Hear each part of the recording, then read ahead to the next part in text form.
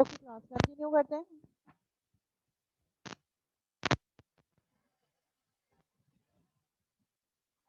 Okay so we were discussing contemporary approaches to information system. Contemporary के क्या meanings हैं? Contemporary is opposite of traditional. Traditional structure या traditional, we have two types of organisation, one is traditional and second one is contemporary. That जो old जो हमारे पास mindset है उस ओल्ड माइंडसेट को फॉलो करना। So that is traditional organization, जो previous norms and behaviors and cultural aspects है उनको follow करना। But if organization, so contemporary organization is basically new approaches को use करते हुए किस तरीके से हमने एक flexible environment provide करना है। वो जो old mechanism है उस ओल्ड मैकेनिज्म पे हम क्या करें, हम उस ओल्ड मैकेनिज्म पे ज़्यादा से ज़्यादा चीज़ों को इम्प्लीमेंट कर सकें और प्रोडक्टिविटी हो। और किस तरीके से डिफरेंट डिपार्टमेंट्स टू डिपार्टमेंट्स हमें ऑर्गेनाइजेशन इंफॉर्मेशन को जो है वो फॉरवर्ड करना है।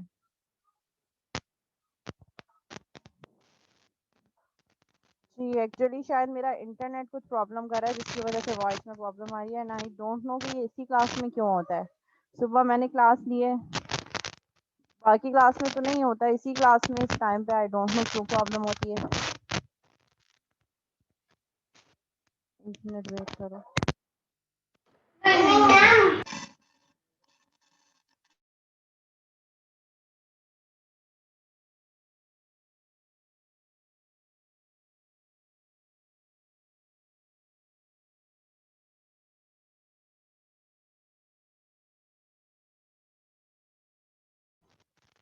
क्लास अब कुछ बेहतर हुई आवाज़?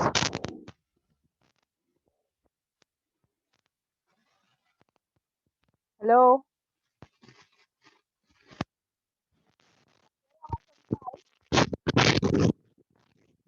ओके कंटिन्यू करती।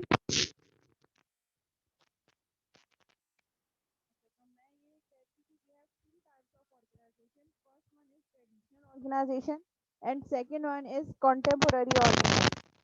तो ट्रेडिशनल इज जो हमारे पास ओल्ड बिलीव है और ओल्ड स्ट्रक्चर ऑफ ऑर्गेनाइजेशन वो फॉलो हो रहा है।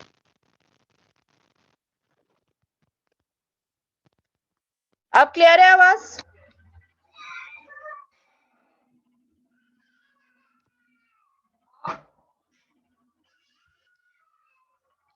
ओके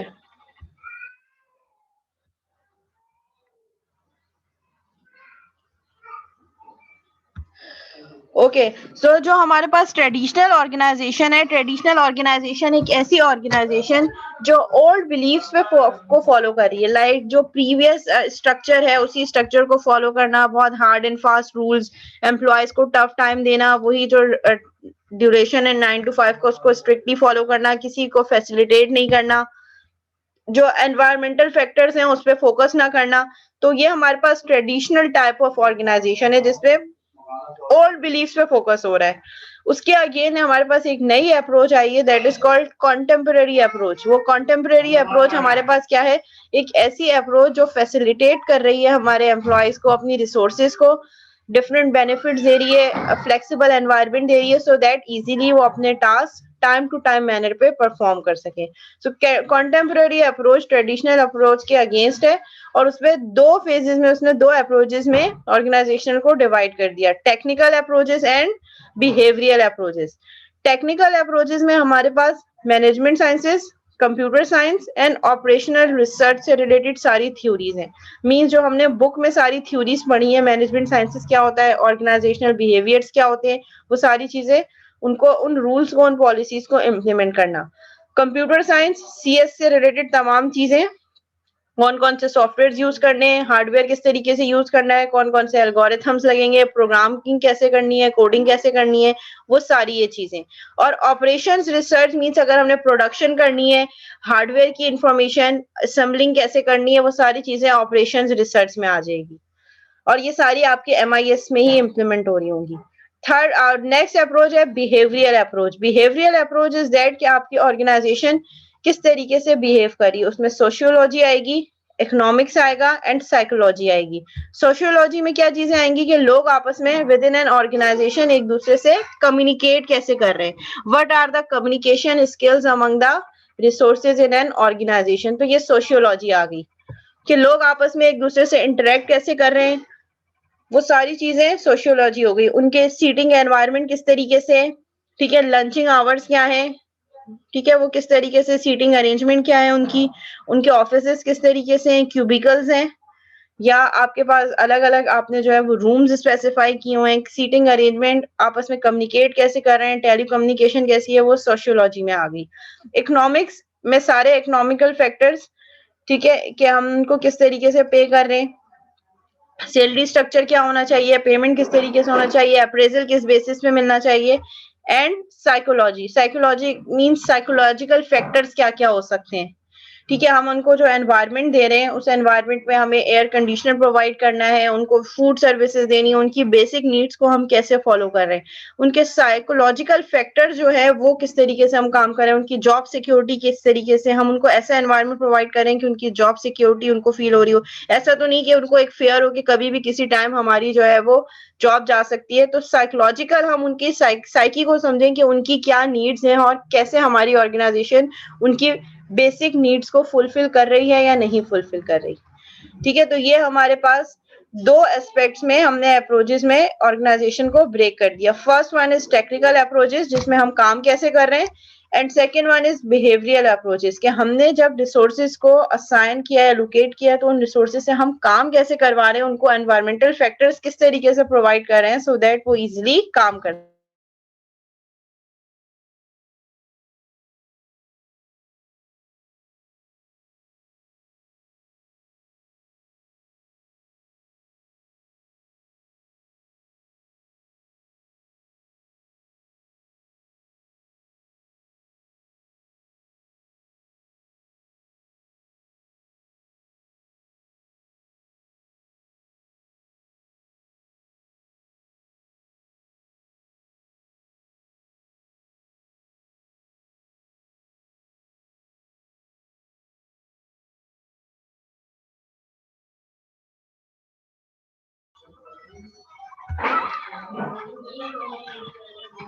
ठीक है, टेक्निकल अप्रोचेस हमें क्या बता रही है, एम्फेसाइज मैथमेटिकली मॉडल।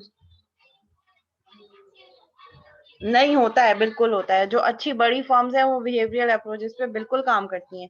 अच्छा, अब वो काम किस तरीके से करी होती है, जरूरी नहीं है कि हर चीज एम्प्लॉय को बता के की जाए। कुछ चीजें ऐसी होती हैं जो जिनकी एग्जिस्टेंस हो तो वो फील होती हैं। मतलब कोई कोई ऑर्गेनाइजेशन ये नहीं बताएगी कि हम आपको सपोर्ट कर रहे हैं, ठीक है, बार बार नहीं कह रही होगी वो। जब हम काम कर रहे होते हैं किसी फर्म से एसोसिएटेड होते हैं तो फिर हमें उसके साथ काम करते के साथ ही पता लग जाता है कि मैनेजमेंट कितनी सपोर्टिव है।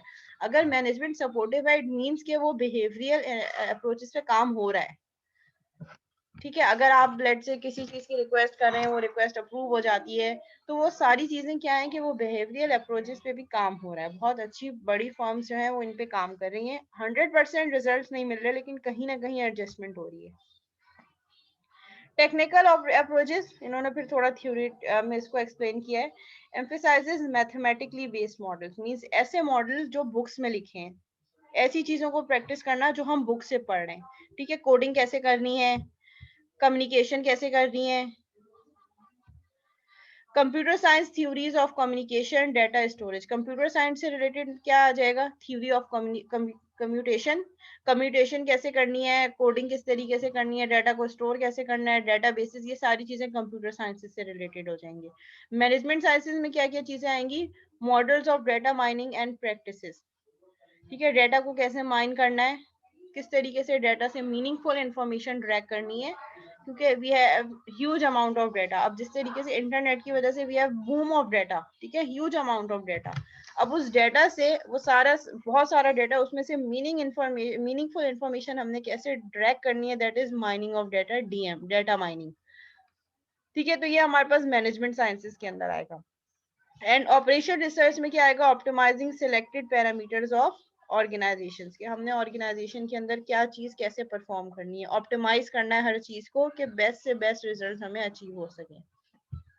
ठीक है, अपनी ऑर्गेनाइजेशन को देखते हुए कि हम कौन कौन सी सर्विसेज दे रहे हैं और हमारे पास कौन सी रिसोर्सेज का स्किल सेट क्या है, उसी के अकॉर्डिंगली हम मॉडल्स और टूल्स जनरेट करें। Behavioural approach issues such strategic business integration implementation. Psychology, how decision makers use formal information. ठीक है, कभी कुछ लोग होते हैं हम उनको देख के प्रिडिक्ट कर सकते हैं कि इस सिचुएशन में वो कैसे रिएक्ट करेंगे। वो हम कैसे कर लेते हैं, हमें उनकी साइकी पता होता है कि वो चीजों को किस तरीके से रिएक्ट कर रहे हैं। ठीक है, कभी कुछ लोगों को देख के हम प्रिडिक्ट कर लेते हैं ना कि हाँ इसकी ये नेचर ऐसी है तो हो सकता है इस चीज में ये डिसीजन लें। So psychology, how decision makers use formal information means जो information आपके पास मौजूद है उस information पे आप कैसे जो है वो कोई decision ले रहे हैं, तो उनकी psychology किस तरीके से affect हो रही है decision making policy पे। Economics, how information system change the control and cost structure. जैसे जैसे आपने इंफॉर्मेशन सिस्टम पे रिलाई करना शुरू किया, वो इंफॉर्मेशन सिस्टम पे काम करना आपकी कॉस्ट को कैसे कंट्रोल कर रहा है। आपकी ओवरऑल कॉस्ट बढ़ रही है, आपकी ओवरऑल कॉस्ट कम हो रही है, आपकी इन्वेस्टमेंट ज्यादा हो रही है, प्रॉफिट कम हो रहा है। तो ये सारी चीजें इकोनॉमिक्स के अंदर आती हैं कि हम जो इंफॉर्मेशन सिस्टम पे फोकस कर रहे हैं, इतना ज्यादा इन्वेस्टमेंट कर रहे हैं, तो हमें उस पर कुछ बेनिफिट भी मिल रहा है या नहीं मिल रहा। And sociology, how system effect individual and groups. ठीक है, उस सिस्टम पे काम करने के बाद लोगों का जो है वो इंडिविजुअल और ग्रुप्स में लोग किस तरीके से कम्युनिकेट करें और उनके लिए कैसे इफेक्टिव होगी आपकी एप्लीकेशन या आपका सॉफ्टवेयर, जो हम इंफॉर्मेशन सिस्टम की बात कर रहे हैं। मैनेजमेंट इंफॉर्मेशन, अभी तक हम बात कर रहे थे इंफॉर्मेशन सिस्टम की, IS information system. Now we will talk about management information system. Management information system क्या कह रहा है, use of computer based information system in business forms. Means आप इंफॉर्मेशन सिस्टम तो यूज करें but computer based information system हो, CBIS। ठीक है, इसमें क्या आएगा, कंबाइंस वर्क ऑफ CS। ठीक है, combines work of CS management and operational research toward developing system solution to real world problems। अब वो कह रहे हैं कि जो हमने contemporary approach में जो technical approaches थी और जो हमारे पास behavioral approaches थी, उन सबको combine करके हमने integrate करके एक नया system solution develop किया है जो real world problems को सॉल्व कर रहा है। रियल वर्ल्ड प्रॉब्लम मीन जो एक्चुअल में प्रॉब्लम्स हो रही हैं, जो एक्चुअल में काम हो रहा है, उसको हम सिस्टम के थ्रू करवाएं। जैसे कीट लर्निंग मैनेजमेंट सिस्टम क्या है, जो काम मैनुअल हो रहा था वही काम हम आहिस्ता आहिस्ता उसको ऑटोमेट कर दें, ऑटोमेशन की तरफ जाए वो चीजें, ताकि हमारा पेपर वर्क रिड्यूस हो सके। इंफॉर्मेशन सिस्टम इज दैट कि डेटा कहीं ना कहीं प्रॉपर स्टोर हो रहा है। मैनेजमेंट इंफॉर्मेशन सिस्टम कंप्यूटर में प्रॉपरली मैनेज हो रहा है। मेन एक्टर्स, इसमें मेन एक्टर्स कौन होंगे आपके, MIS जिसको हम मैनेजमेंट इंफॉर्मेशन सिस्टम कह रहे हैं, suppliers of hardware and software, जो आपको हार्डवेयर एंड सॉफ्टवेयर सप्लाई करेगा, प्रोवाइड करेगा, बिजनेस फर्म्स एज वेल, जो फर्म्स ऑर्गेनाइजेशंस हैं, मैनेजर्स एंड एम्प्लॉयज, मैनेजर्स भी होंगे एक्टर्स, एम्प्लॉयज भी होंगे, फर्म्स एनवायरनमेंट, उस ऑर्गेनाइजेशन का एनवायरनमेंट क्या है, लीगल पॉलिसीज क्या हैं, लीगल इश्यूज क्या हैं उनके, सोशल इम्पैक्ट क्या है, एंड कल्चरल कॉन्टेक्स्ट क्या है, मीन्स उनका क्या ऑर्गेनाइजेशनल कल्चर क्या है। ठीक है, ऑर्गेनाइजेशन कल्चर इज दैट के टाइम ड्यूरेशन क्या है, कब ऑफ होता है, बेनिफिट किस तरीके से मिल रहे हैं, अप्रेजल किस तरीके से मिल रहे हैं। तो ये सारी चीजें, आपका लंच टाइम क्या है, ट्रांसपोर्टेशन फैसिलिटी है या नहीं, ये सारी चीजें कल्चरल कॉन्टेक्स्ट के अंदर आती हैं।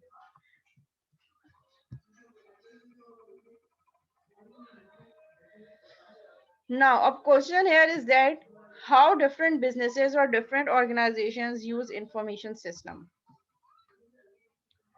ठीक है, सो बिजनेस प्रोसेसेस हम ऑलरेडी डिफाइन कर चुके हैं। What are the business processes, business processes are workflow of material, information, knowledge, set of activities, steps, कौन सा काम किस सीक्वेंस में हमने परफॉर्म करना है सो दैट एक पर्टिकुलर ऑब्जेक्टिव अचीव हो सके। सो उस ऑब्जेक्टिव तक पहुंचने के लिए जो हम सीक्वेंस ऑफ एक्टिविटीज फॉलो करेंगे, that sequence of activities are called business processes. businesses can be seen as collection of business processes। businesses क्या होंगे, जब बहुत सारे business processes को आप combine कर दें तो it could be considered as businesses। Business processes में बी एसेट्स और लाइबिलिटीज। अब जब हम बिजनेस प्रोसेसेस की बात कर रहे हैं, so that can be assets और can be liabilities as well. ठीक है, एसेट जो हमारे अपने एसेट हैं, लेट से रिसोर्सेज, और लाइबिलिटीज वो चीजें जो हमने पे करनी है। अकाउंट पेएबल, अगर आपने अकाउंटिंग पढ़ी तो उसमें दो चीजें यूज होती हैं, account payable and account receivable. Account receivable वो चीजें जो हमने कलेक्ट करनी हो, and account payable are liabilities जो हमें पे करनी हो। लेट से हमने सप्लायर से कुछ गुड्स मंगवा ली, अब हमने उनको पे करना है, तो that would be our liability. जब तक हम उनको पे नहीं करेंगे वो अकाउंट पेएबल रहेगा। एंड एसेट्स, लेट से मैंने वो जो गुड परचेज कर ली, वो जब हमारे पास आ गई, परचेज कर ली, तो वो हमारा एसेट बन गया। Information technology enhances business processes in two main way. वो कह रहे हैं आपकी आईटी जो इंफॉर्मेशन टेक्नोलॉजी है वो आपके बिजनेस को इम्प्रूव कर सकती है दो तरीकों से। वो दो तरीके क्या हैं? Increasing efficiency of existing processes, अभी जो काम हो रहा है उसकी एफिशिएंसी को बढ़ा सकती है। Automatic steps that were manual, जो काम आपका मैनुअल हो रहा था उसको ऑटोमेट कर दिया, वो अब ऑटोमेट हो रहा है। Second, enabling entirely new processes that are capable of transforming the business। हमने अब टोटली जो है कंप्लीटली अब हम नए प्रोसेसेस, यानी कि जो काम मैनुअल हो रहा था वो अब टोटली ऑटोमेट एक नया प्रोसेस के थ्रू होगा, जिससे हमारा पूरा का पूरा बिजनेस जो है वो ट्रांसफॉर्म हो सकते हैं। Change flow of information. Now flow of information कैसे चेंज होगा? पहले हम मैनुअली एंट्री कर रहे थे, अब वो सारी चीजें ऑटोमेट हो रही हैं। जो आप फॉर्म फिल कर रहे हैं वो सारी चीजें डायरेक्ट डेटाबेस में स्टोर हो रही हैं। Replace sequential steps with parallel steps. पहले जो काम एक वक्त में एक क्यूरी ट्रांसफॉर्म आपकी ट्रांजेक्शन परफॉर्म हो रही थी, अब हम क्या कर रहे हैं? हम मल्टीपल पैरेलल में काम कर सकते हैं। ठीक है, पहले दो तीन रिसोर्सेज थे, क्यू में आप लगे one by one step by step, जिसकी बारी आएगी जिसकी टर्न आएगी वो एक्सेस कर सकता था। अब क्या है? अब एक इन्फॉर्मेशन सिस्टम में एक लिंक दे दिया है, हर कोई जब दिल चाहे वहीं से एक्सेस कर सकता है। अब एक्सेस दे दिया तो मल्टीपल ट्रांजेक्शन, एक वक्त में एक बंदा जो है वो ऑर्डर दे रहा है, एक पेमेंट कर रहा है, तो वो सारी चीजें पैरेलल में चल रही हैं। पहले सीक्वेंशियल स्टेप में काम हो रहा होता था। कि अगर हम बैंक की बात करें, एक बैंक की लेट से बहुत सारे कस्टमर्स हैं, बैंक में भी होते हैं, क्यू मेंटेन होती है। आप हॉस्पिटल में भी जाते हैं तो क्यू मेंटेन होती है, आपको अगर अपॉइंटमेंट लेनी हो तो। ठीक है, आपने वेट करना होता है कि आपका जब टर्न आएगा, फिर आप सारी इन्फॉर्मेशन बताएंगे, वो एंटर करेंगे और आपने अपॉइंटमेंट मिली। अब वो सारी चीजें भी ऑनलाइन हुई हैं, आप घर बैठे अपॉइंटमेंट ले रहे हैं। अच्छा, अब लेट से मैंने ऑनलाइन सिस्टम यूज करते हुए अपॉइंटमेंट बुक की, so what do you think कि उस टाइम पे क्या मैं ओनली यूजर थी जिसकी अपॉइंटमेंट बुक हुई थी? नहीं, हो सकता है मल्टीपल यूजर्स ने उसी सेम टाइम पे अपॉइंटमेंट बुक की हो। तो वो जो सीक्वेंशियल स्टेप था, मैनुअल जो हो रहा था, now it's transform into parallel steps. Parallel step means कि जो काम एक वक्त में, पहले मैनुअल में एक वक्त में एक ट्रांजैक्शन प्रोसेस हो रही थी, अब मल्टीपल ट्रांजैक्शन एक ही टाइम पे प्रोसेस हो सकती है through your system. Eliminate delays in decision making.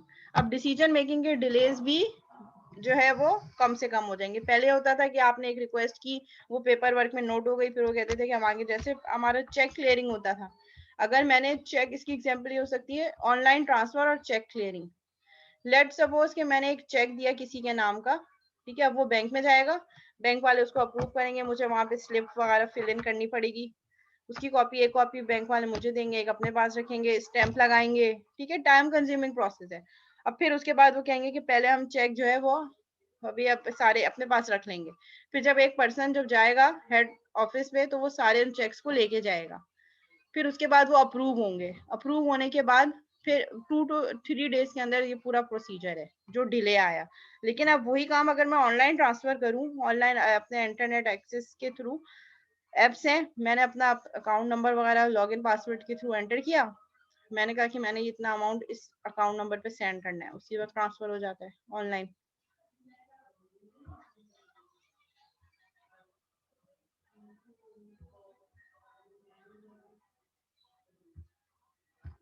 ठीक है, तो आपके जो डिलेज हैं जो मैनुअल सिस्टम में आ रहे थे, जो वेटिंग स्टेट था, वो वेटिंग स्टेट यहाँ पे बहुत ज्यादा मिनिमाइज हो गया।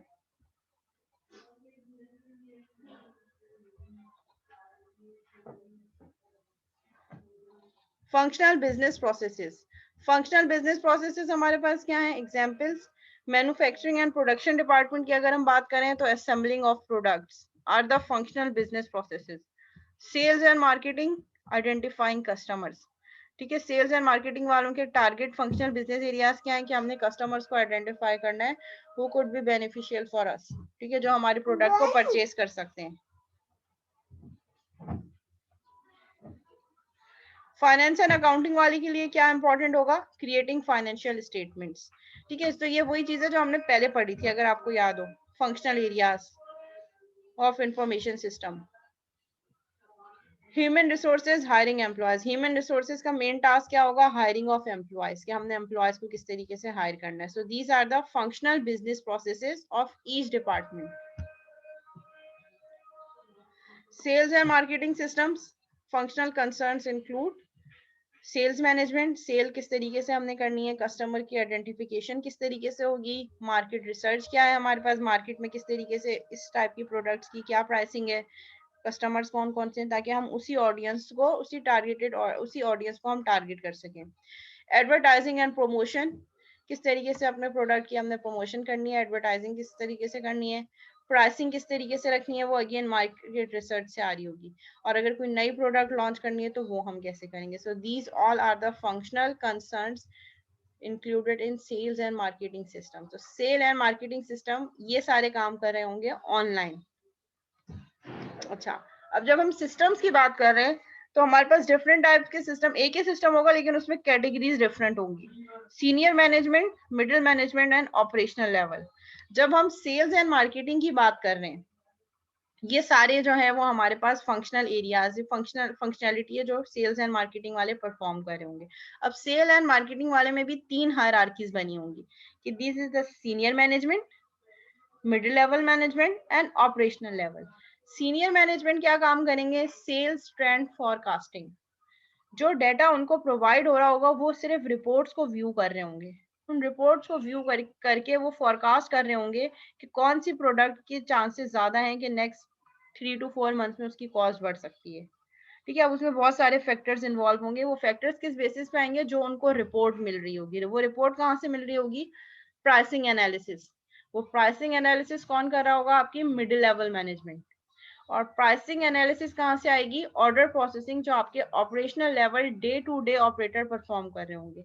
जो जो ऑर्डर आए उन ऑर्डर को प्रोसेस किया, प्रोसेस करने के बाद उसकी सिस्टम में एंट्री कर दी, तो वो सारा ऑर्डर प्रोसेस हो गया. ऑनलाइन ऑर्डर प्रोसेसिंग हुई, ऑनलाइन फॉर्म फिल हुआ कि ये ऑर्डर आया, कस्टमर का नेम ये, कस्टमर की आईडी ये, डेट ये है, ये ऑर्डर आया, उसकी इतनी प्रोडक्ट, इतनी क्वांटिटी, प्रोडक्ट का नेम ये है, इतनी कॉस्ट आई, सबमिट, ऑर्डर प्रोसेस हो गया. फिर next process and so on. So that order processing के लिए रिस्पॉन्सिबल कौन होगा? ऑपरेशनल लेवल मैनेजमेंट, जो ऑपरेट कर रही होगी. वो सारी इंफॉर्मेशन डेटाबेस पे जाके स्टोर हो गई. उस इंफॉर्मेशन को यूज करेगी आपकी middle level management. Middle level management pricing analysis करेंगी कि हमने इस प्रोडक्ट की प्राइस इतनी बढ़ाई तो हमें इस पे इतना प्रॉफिट हुआ, मार्केट में जो है इसकी प्रोडक्ट इस उसमें जो है वो बिक रही है, तो अगर हम भी अपनी प्राइसिंग कम कर दें तो फिर हमें कितना बेनिफिट हो सकता है, कितने चांसेस हैं. तो वो ये सारी प्राइसिंग एनालिसिस कर रहे होंगे. और उसकी एक रिपोर्ट बन के कौन देख रहा होगा? आपकी सीनियर लेवल मैनेजमेंट, जो कि सेल्स ट्रेंड फॉरकास्ट करे होगी कि सेल्स ट्रेंड क्या चल रहा है मार्केट में. ठीक है, तो ये हमारे पास जो है सिस्टम्स की एग्जांपल है. एक ही सिस्टम होगा लेकिन उस एक सिस्टम में मल्टीपल लेवल ऑफ मैनेजमेंट अपना अपना रोल प्ले कर रहा होगा. जिसका जो टास्क होगा वो उसी के अकॉर्डिंगली वर्क कर रहा होगा. प्राइसिंग एनालिसिस, इट मींस कि जो जो ऑर्डर हमारे प्रोसेस हो गए, जो सिस्टम में सेव हो गए, उन ऑर्डर्स की रिपोर्टिंग इस तरीके से कि कौन सी प्रोडक्ट कितने की बिकी, एक प्रोडक्ट की दूसरी प्रोडक्ट से कंपटीशन, कि एक प्रोडक्ट कितने में सेल हुई, दूसरी कितने में सोल आउट हुई, कितने चांसेस हैं कि अगर मैंने एक प्रोडक्ट परचेज किए तो चांसेस हैं कि मैंने नेक्स्ट प्रोडक्ट भी परचेज की. लेट्स से अगर मैंने एक ब्रेड लिए तो कितने चांसेस हैं कि मैंने उसके साथ बटर भी लिया है. ठीक है, एग की प्रोडक्ट भी मैंने परचेज की है. तो ये सारी प्राइसिंग एनालिसिस आपकी मिडिल लेवल मैनेजमेंट करी हुई है कि हर ऑर्डर में क्या चीज कॉमन है, कौन सी प्रोडक्ट ऐसी है जो बहुत ज्यादा फ्रीक्वेंटली जो है वो सेल आउट हो रही है, तो क्या हम उसके रेट्स को किस तरीके से चेंज करें. एग्जैक्टली कि कौन सी प्रोडक्ट ज्यादा सेल हुई, किस तरीके से हमने उसकी प्राइसिंग बढ़ानी है या उसकी एडवर्टाइजिंग और करनी है, या कौन सी प्रोडक्ट ऐसी है जो सेल आउट नहीं हुई, जिसकी जो है वो बहुत कम सेल हुई है तो हम उसकी एडवर्टाइजिंग और ज्यादा करें, उसकी प्रमोशन और ज्यादा करें। तो ये सारी चीजें प्राइसिंग एनालिसिस के अंदर आएंगी। ये आपके मिडिल लेवल मैनेजमेंट कर रही होगी और उसी से रिलेटेड जो है वो डिसीजंस ले रही होगी। और फिर उसी डाटा को, जो प्रोसेस डाटा है, उसमें मीनिंगफुल इंफॉर्मेशन के लिए यूज करी होगी आपकी सीनियर मैनेजमेंट, जो कि सेल्स ट्रेंड फोरकास्ट कर सके कि सेल ट्रेंड हमारा क्या रहा है, कौन कौन सी प्रोडक्ट ज्यादा सेल आउट हुई है तो हमें उस पर ज्यादा फोकस करना है, कौन कौन सी चीजों पे जो है कस्टमर की कंप्लेंट्स है या क्या है तो हमें किस तरीके से अपनी स्ट्रेटेजी को चेंज करना है। तो वो सारी चीजें आपकी सीनियर लेवल मैनेजमेंट कर रही होगी। अगर हम बात करें मैन्युफैक्चरिंग एंड प्रोडक्शन सिस्टम की, तो उनके फंक्शनल कंसर्न्स क्या क्या है? मैनेजिंग प्रोडक्शन फैसिलिटीज, हमने प्रोडक्शन किस तरीके से करनी है, what are the production goals, production materials, production के लिए मटेरियल्स क्या क्या रिक्वायर्ड होगा, एंड स्केड्यूलिंग, कब कैसे हमने कौन सी प्रोडक्ट जो है, कौन सा मटेरियल किस तरीके से स्केड्यूल करना है कि हमने उसकी प्रोडक्शन करेंगे, इन लाइन कौन कौन सी चीजें हैं हमारे पास। एग्जाम्पल ऑफ सिस्टम्स क्या होगा? मशीन कंट्रोल, एक्चुअल जो आपके पास मशीनरी का कंट्रोल होगा वो कौन कर रहा होगा? Operational level management. मशीन को कंट्रोल कैसे करना है, एक्सेस कैसे करना है, प्रोडक्शन किस तरीके से करवानी है, ये ऑपरेशनल मैनेजमेंट कर रही होगी। प्रोडक्शन प्लानिंग, कब कौन सी चीज प्रोड्यूस करनी है, वो सारी चीजें कौन कर रहा होगा? आपकी मिडिल लेवल मैनेजमेंट।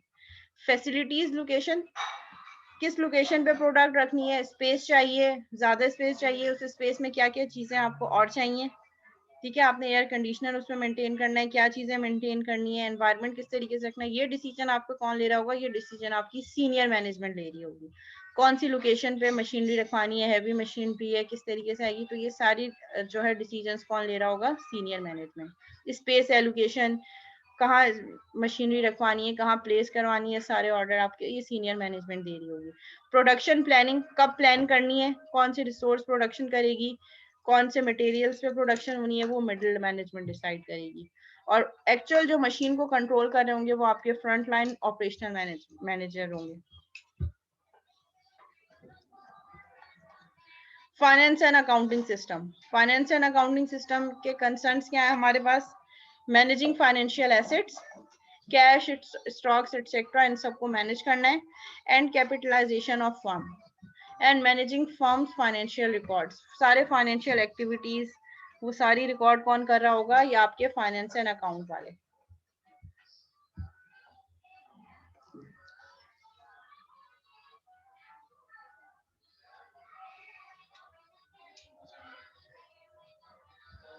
देखो उनका तो स्टॉक होता है ना, उनकी वजह से ही तो बिजनेस रन कर रहा है। अब अगर हम एज एन एम्प्लॉय की बात करें, अगर एक एम्प्लॉय काम कर रहा है तो उसको काम करने के लिए जो इंफ्रास्ट्रक्चर मिल रहा है वो तो कंपनी की इन्वेस्टमेंट की तरफ से है ना, जो इन्वेस्ट कर रहा है। रूम एलोकेशन है, फर्नीचर रिक्वायरमेंट है, जितनी भी आपके पास मेन बेसिक नीड्स हैं वो जो फुलफिल हो रही हैं वो तो आपकी कंपनी आपको प्रोवाइड कर रही है ना, तो इन्वेस्टमेंट तो वो कर रहे हैं सबसे ज्यादा। ठीक है, so managing financial assets, cash, stocks etcetera, and capitalisation, company का कैपिटल क्या है जिससे कंपनी स्टार्ट हुई उसको कैसे मेंटेन करना है। Managing firms financial records, firm के फाइनेंशियल रिकॉर्ड्स को कैसे मैनेज करना है। और फाइनेंस एंड अकाउंटिंग के जो सब सिस्टम्स हैं वो क्या होंगे? Examples of systems are accounts receivable, कौन कौन सी चीजें हमें रिसीव करनी है उसका कीप ट्रैक, ये कौन कर रहा होगा? ये आपकी ऑपरेशनल मैनेजमेंट कर रही होगी। बजटिंग, बजट किस तरीके से बनाना है, ठीक है, बजट में बफर कितना रखना है, एम्प्लॉयज की, ये सब चीजें जो है ये मिडिल लेवल मैनेजमेंट कर रही होगी। और सीनियर लेवल मैनेजमेंट क्या कर रही होगी? प्रॉफिट प्लानिंग, ठीक है, कि हमने किस तरीके से ऐसे डिसीजंस लेने हैं कि हमारा प्रॉफिट इंक्रीज हो सके। How can we take different decisions so that our overall profit can be increased. So वो सारा प्लान जो है, वो प्लानिंग, रोड मैप, वो सारी आपकी सीनियर मैनेजमेंट कर रही होगी। मींस जो एक्चुअल डिसीजंस हैं और जो रोड मैप है वो आपकी सीनियर मैनेजमेंट बनाएगी, वो अपडेट करेगी किसी भी चीज के लिए, वो अपडेट करेगी मिडिल लेवल मैनेजमेंट को। मिडिल लेवल मैनेजमेंट जो है वो ऑपरेशनल मैनेजमेंट से वो काम करवा रही होगी और मेक श्योर कर रही होगी कि वो काम उसी सीक्वेंस में होना चाहिए जिस तरह रिक्वायर्ड है। So these are the tasks of middle management which will manage the overall execution of task and processes.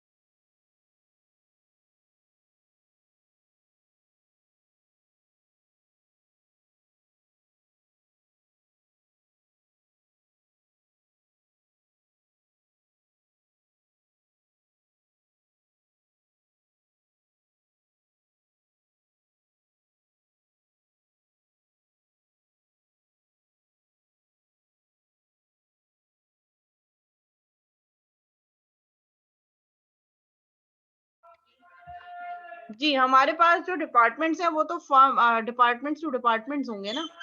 Let's say अगर मैं sales and accounting sales and marketing department की बात कर रही हूँ, तो उसकी एक अपनी सीनियर मैनेजमेंट होगी, फिर मिडिल मैनेजमेंट, फिर ऑपरेशनल लेवल, और ये सब रिपोर्ट कर रहे होंगे एक ओवरऑल मैनेजमेंट। तो we have different hierarchies of management. सबसे पहले टॉप लेवल मैनेजमेंट होगी जिसमें सीईओ, सीएफओ ये सब आ रहे होंगे। उसके बाद फिर मिडिल लेवल मैनेजमेंट होगी, फिर डिपार्टमेंट्स आ रहे होंगे। फिर डिपार्टमेंट के अंदर भी high level, low level, middle level and lower level जो है वो मैनेजमेंट होगी। सो ये हायरार्की थ्रू आउट हर डिपार्टमेंट में फॉलो हो रही होगी। और अगेन जो यहाँ की सीनियर मैनेजमेंट होगी, जो डिपार्टमेंट टू डिपार्टमेंट, वो अपने से ऊपर वाले मैनेजमेंट को रिपोर्ट कर रही होगी, जो मिडिल मैनेजमेंट काम कर रही होगी, और वो मिडिल मैनेजमेंट फिर सीईओ को रिपोर्ट कर रहे होंगे, तो वो फिर अगेन एक सीनियर मैनेजमेंट होगी। तो ये सारी चीजें डिपार्टमेंट टू डिपार्टमेंट भी चल रही होंगी और आउटसाइड डिपार्टमेंट भी चल रही होंगी। जैसे अगर हम कीट का जो स्ट्रक्चर देखें, तो कीट का हमारे पास स्ट्रक्चर क्या है? सबसे पहले प्रेसिडेंट, फिर डीन, ठीक है, फिर डीन के बाद हमारे पास तीनों डिपार्टमेंट, तीन अलग अलग डिपार्टमेंट, वो बल्कि अब तो चार हो गए। हमारे पास college of computing sciences, college of management sciences, college of engineering and college of humanities. ये चार डिपार्टमेंट्स हो गए, ठीक है। तो इनकी अगर हम बात करें तो president senior level, middle level management dean, फिर नेक्स्ट जो डिपार्टमेंट्स हैं वो ऑपरेशनल लेवल, जहाँ पे सारे ऑपरेशन परफॉर्म हो रहे हैं। फिर हर डिपार्टमेंट टू डिपार्टमेंट भी डिफरेंट रोल्स हैं। अब अगर हम कॉलेज ऑफ कंप्यूटिंग में आए तो इसमें हमारे पास सबसे पहले डायरेक्टर, डायरेक्टर के बाद programme manager and head of department, और फिर उसके बाद असिस्टेंट प्रोफेसर, फिर फैकल्टी, देन हमारे पास lab assistant. So that is management hierarchy. तो यहाँ पे भी हम जो डायरेक्टर्स होंगे, वो डायरेक्टर्स क्या होंगे? हमारे पास सीनियर मैनेजमेंट, जो कि अगेन रिपोर्ट कर रहे होंगे किसको? डीन को। और फिर अगर हम डिपार्टमेंट कॉलेज ऑफ कंप्यूटिंग की ही बात करें तो मिडिल ऑफ मैनेजमेंट हमारे पास फिर कौन होंगे?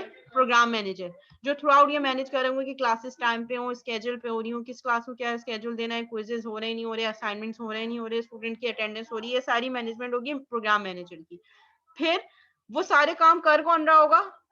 असिस्टेंट प्रोफेसर, फैकल्टीज, ये सारे लोग। तो ये हमारे पास ऑपरेशनल लेवल होंगे। और वहां पे जो सीनियर लेवल मैनेजमेंट होगी डायरेक्टर, वो फिर किसको अप्रोच करेंगे? डीन को, एंड डीन देन प्रेसिडेंट को। इसी तरह अगर कोई नई पॉलिसी आती है तो वो प्रेसिडेंट नोटिफाई करेंगे डीन को, डीन नोटिफाई करेंगे तीनों डिपार्टमेंट्स के डायरेक्टर्स को, तीनों डिपार्टमेंट के डायरेक्टर्स अपने प्रोग्राम मैनेजर्स को, और वो प्रोग्राम मैनेजर्स अपनी फैकल्टी को। इसी तरह डायरेक्टर्स जो है वो प्रोग्राम मैनेजर को कहेंगे कि ये आपकी जो है वो रिस्पॉन्सिबिलिटी है कि आपने मेक श्योर करना है कि ये जो नई पॉलिसी है ये थ्रू आउट कैसे फॉलो होनी चाहिए। So this are the structure. अब ये जो है हर department to department, organisation to organisation vary कर रहा होता है।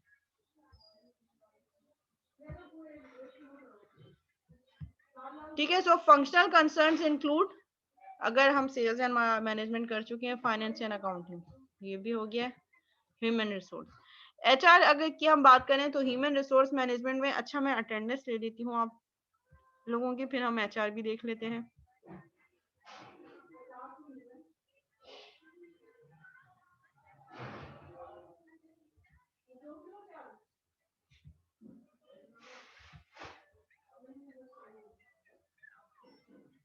अच्छा, ब्रेक हम ऐसा करेंगे क्योंकि 3 बजे क्विज है ना, तो हम क्विज से पहले ले लेंगे। अभी इसके बाद वाले सेशन में हम कंटिन्यू करते। 40 मिनट का सेशन होगा, तो हमारा 2:50 पे ये सेशन ऑफ हो जाएगा। 2:50 पे ऑफ होगा, 10 मिनट्स का 15 मिनट्स का ब्रेक, और फिर 3 बजे हम क्विज स्टार्ट कर देंगे। ठीक है, मैं अटेंडेंस कॉल कर रही हूँ, जिसका नेम कॉल करूँ वो काइंडली मुझे अपनी अटेंडेंस सेंड कर दे चैट पे, स्टूडेंट आईडी भी और नेम भी।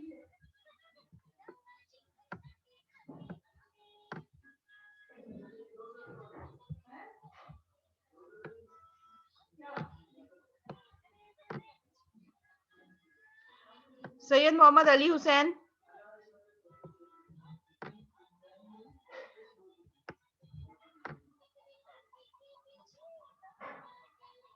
हाँ, तो 10 मिनट में पढ़ लीजिएगा नमाज,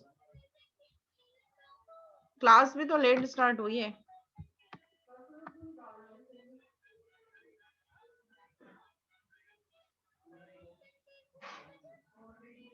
Sayyid Muhammad Ali Hussain is present. Syed Saad Ali Qazi,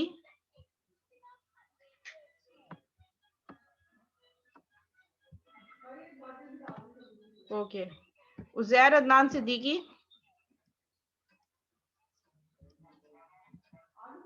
Iman Ali Anwar, Mohammad Hatimuddin,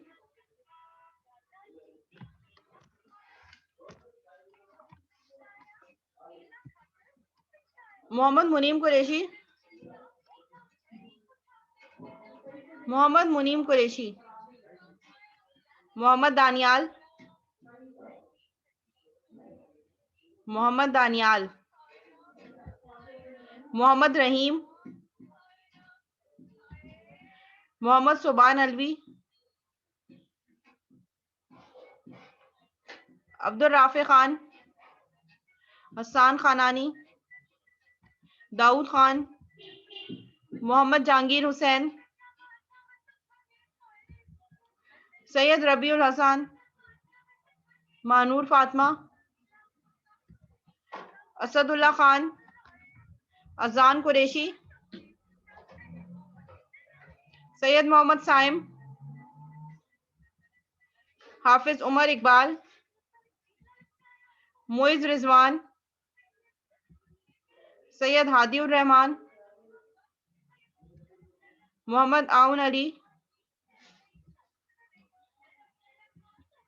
Mohammad Hamza,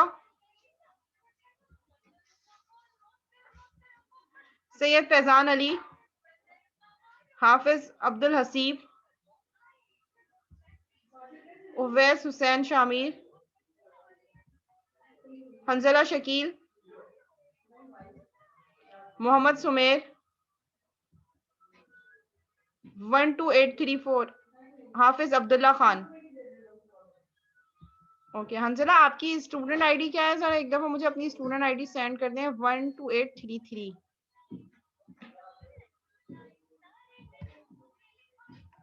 12833। Okay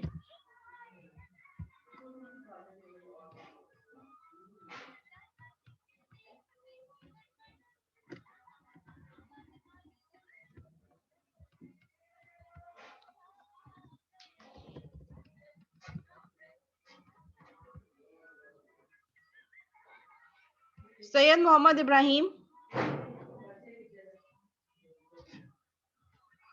मसाब बिन जिया। अच्छा मीटिंग एंड हो जाए, सेम मीटिंग आईडी पे दोबारा ज्वाइन करेंगे। तला हसान,